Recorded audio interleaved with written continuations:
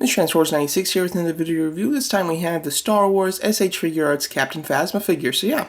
So let's get into it here. First, Star Wars Figuarts figure, actually.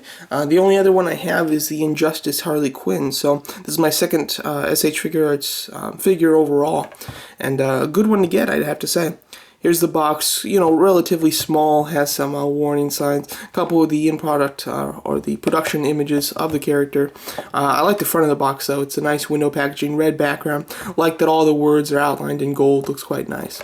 And you get a nice image of the character on the side there. I ordered this from Me.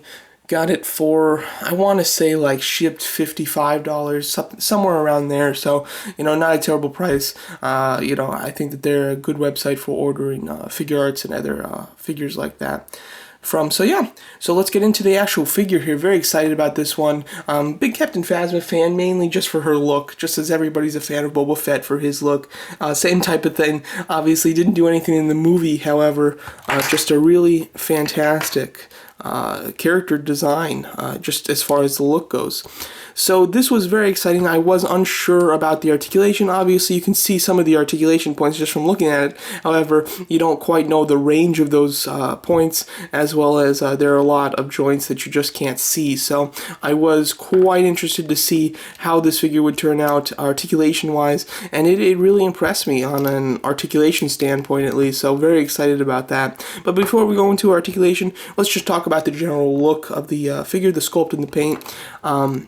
The cape, they went with a hard plastic, or maybe it's a softer plastic, I guess, but it's not quite a rubber. But they went with a plastic cape basically over a cloth. I would have probably preferred a cloth. However, it's not like I hate the plastic capes. I think that they look nice. They can really do them well as far as sculpting it, so it looks like that it's draping.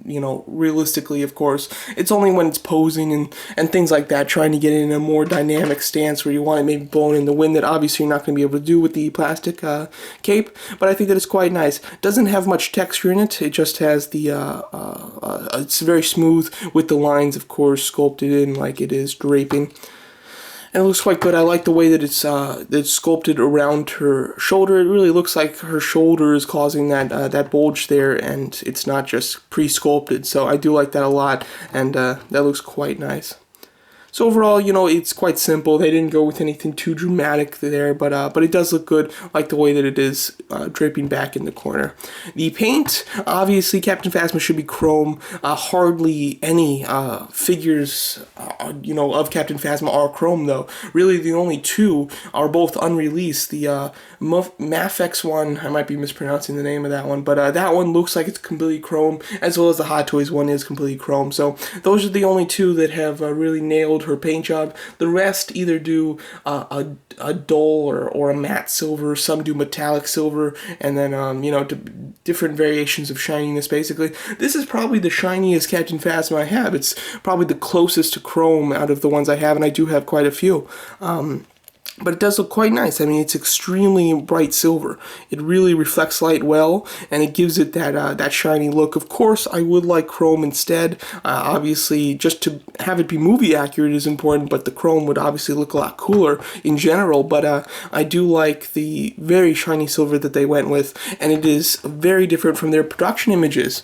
As you can see, I mean, this is a much flatter silver for sure. It's a flat silver, and it has more scuffing on it. They went with a cleaner look that's a lot shinier, and although I did like the scuffing sculpting on or painting on the production images, but I have to say in hand I'd prefer just to be shinier and be lacking those scuff marks there. If they could get a little bit of best of both worlds by doing it shiny and with the scuff marks, that would be excellent. But so I think that the final product looks better than the production images, which is a nice thing for sure. And it was quite surprising to see the in-hand images of this being so shiny. I wasn't expecting that. So overall, I am quite happy about that. Sculpting just in general on the rest of it, quite nice. You really have all the detail of a Stormtrooper outfit, and specifically of Captain Phasma's outfit. They did a nice job. There's not a whole lot of texture in it, a lot of smooth. It's mainly just smooth, which of course should be the case, as it is armor. So very cool.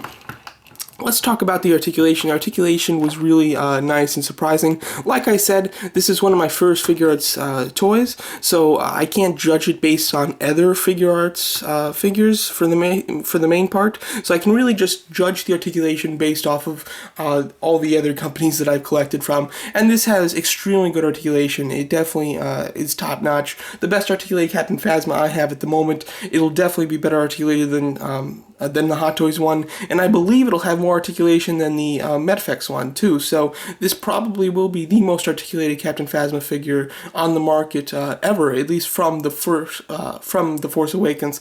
Possibly from Star Wars 8, we'll get some better articulated figures of Captain Phasma, but I think this will be the best articulated one for a long time at least. First of all, she has a ball joint at the upper neck as well as at the lower neck. She can look up quite far, as you can see, looking up that far. And obviously with having her cape on, that's pretty good. The cape doesn't hinder the articulation really at all looking up. As you can see, they've sculpted a large enough hole that it doesn't get stopped by the cape. She can look down extremely far as well. As you can see, it kind of starts to pop up just because of the cape that's under her chin there. So looking down, the cape does hinder articulation a slight bit, but nothing too bad. And obviously side to side, you can tilt her head too. Sometimes when she's talking, she has her head tilted as well. So I think that it is nice that you can tilt the head. She's got a ball joint at two places in the shoulder. Well, she's got a ball joint that's connected the shoulder to the little butterfly joint inside, and then she has that butterfly joint that does allow her rotation at that area. She's got a swivel at the bicep, right where that panel is. Double hinge elbow, which can hinge quite far, as you can see. Hinge swivel wrist, and the hand is attached to that wrist joint via ball joint, so you do have some extra articulation just there, which is very nice. I have to say that the ball joint is a bit loose as far as the hands can pop off sometimes easily if you are posing her, and especially if she's got the gun in her hand and you're trying to pose her holding it with two hands and things like that. That might just be because I've changed out her hands quite a few times, just because I've had a lot of fun with this figure, posing it all the time, so it might just be personally on mine that has that issue, just because it's gotten a lot of use out of it, so I'm not quite sure there. Really impressed with the torso articulation. I wasn't expecting this, but she has a ball jointed upper torso. As you can see, some extreme range. You can really get it tilted very far, going both ways. There you go. As you can see, wonderful. Can crunch down extremely far and crunch back extremely far as well. So excellent upper torso articulation, but then it doesn't stop there. She does have a ball jointed waist, which is awesome as well.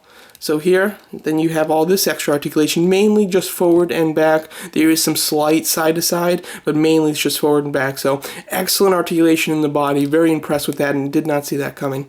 She has ball jointed ball hinged thighs, which can go up pretty decently far, and they can go out a pretty decent amount too, but for some reason it just kind of gets stopped and kind of wants to go back down when you have her posed out for some reason. But as you can see, they can go out extremely far. Swivel at the thigh. Then you have double hinge knees, which work very nicely.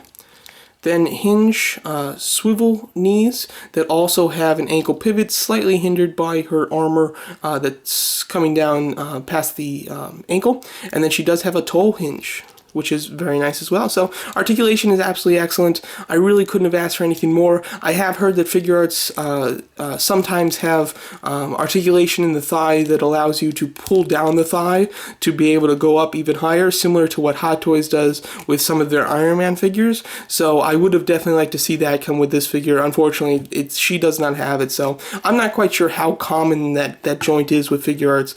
So I'm not quite sure if it's you know, a big deal that she doesn't come with it or not, but I would have liked to see her come with it. But I do think that it is unnecessary because she has just excellent articulation in general. And then some more articulation, which I was completely surprised about, but very happy, is that all these pouches are on hinges, so they move up to allow full range of motion on the thigh area, so you don't have to worry about so you don't have any restrictions with that, which is wonderful. I haven't seen many figures in general that have that type of you know, extra details to be able to get some of the details on the costume out of your way for posing. That doesn't happen very often, so very happy to see that. As well as the shoulder pads are all on a hinge that can make it come out quite far from the actual arm, and then are on a ball joint as well. So if you want to pose her going up, with her arm up, you can do that, and of course you've got the full range. So really, it's excellent that the two places where she could have been hindered by some things on her costume, they have completely fixed. So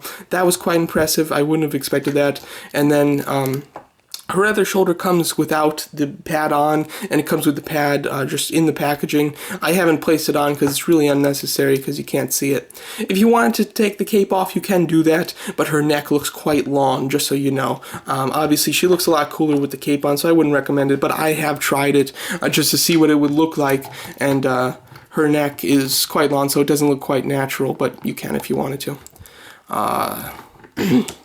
She can hold her gun, yeah.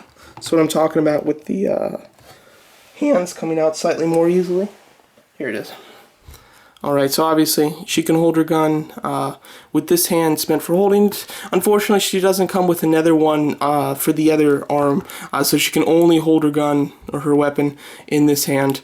But quite nice. You can do a lot of poses with it, and although it's quite a large gun, I have to say, I think that they made the gun slightly too big. I'm not quite sure, but the Black Series 1, which is bigger than this one, has a much smaller gun, and even the Elite Series 1, which is much bigger than this one, has a smaller gun.